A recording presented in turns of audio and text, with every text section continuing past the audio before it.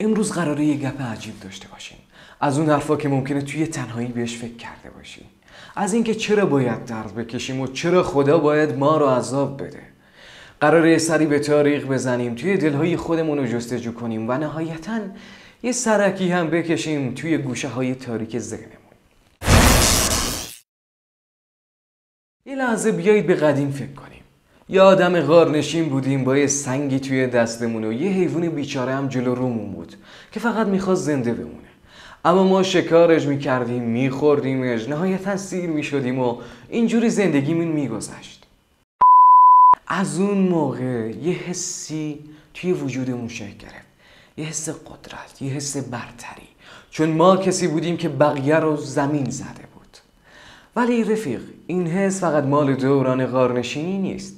این حس توی کل گستره تاریخ همراه انسان شد. به این ترتیب که توی دلمون کاشته شد شخصی که میزنه برتری داره و کسی که زجر میکشه همیشه زیر دسته. حالا بیا یکم جلوتر بریم. ما انسان ها پیشرفت کردیم، خونه ساختیم و خب کم کم سر و کله ادیان هم پیدا شد و ما با خدا آشنا شدیم. ولی هنوز اون حس شکارچی بودن، اون حس برتری توی درونمون بود. و خب ما خدا رو چجوری تصور کردیم؟ خدا رو یه بابای بزرگ دیدیم که توی آسمون نشسته و اگه عصبانی بشه همه ما رو تنبیه میکنه. یه خدای قهار که غضبش آتیشه و اگه بخواد همه ما رو نابود میکنه.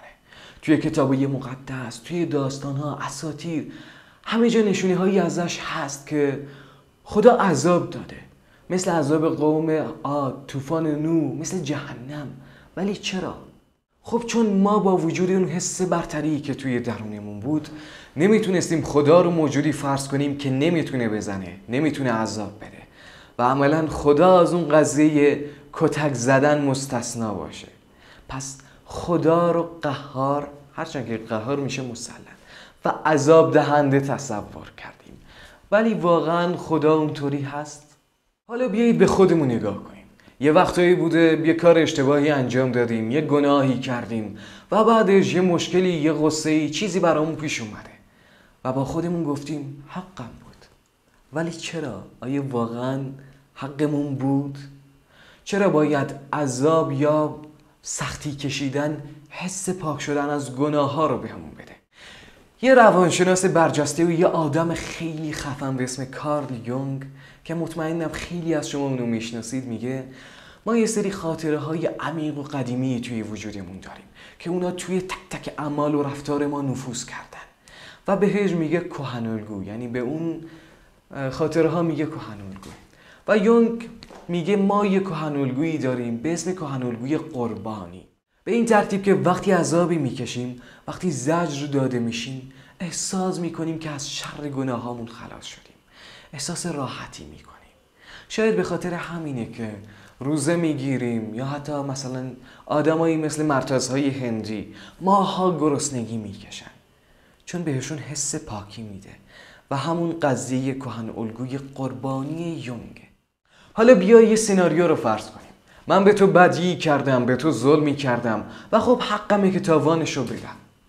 ولی آیا با عذاب جهنم من تاوان کارمو میدم و یا تو حقتو میگیری؟ اصلا درد چیه که خدا میخواد ما رو باهاش مجازات کنه؟ درد یه سری پیام عصبیه که توی دستگاه عصبی منتقل و نهایتاً پردازش میشه. حالا یه سری ها میگن ممکنه توی جهنم روحامون رو عذاب بدن، ولی واقعاً با عذاب من حق تو داده میشه؟ نمیدونم. امیدوارم که نظرتو برامون بنویسی. خیلی ممنون که تا اینجای ویدیو همراه ما بودی و این نکته رو هم بگم که ممکنه خدا واقعا اینطوری نباشه، ممکنه فقط ما خدا رو قهار تصور کرده باشیم. به هر حال لایک و سابسکرایب یادت نره، منتظر ویدیوهای بعدی باش. خدا حافظ.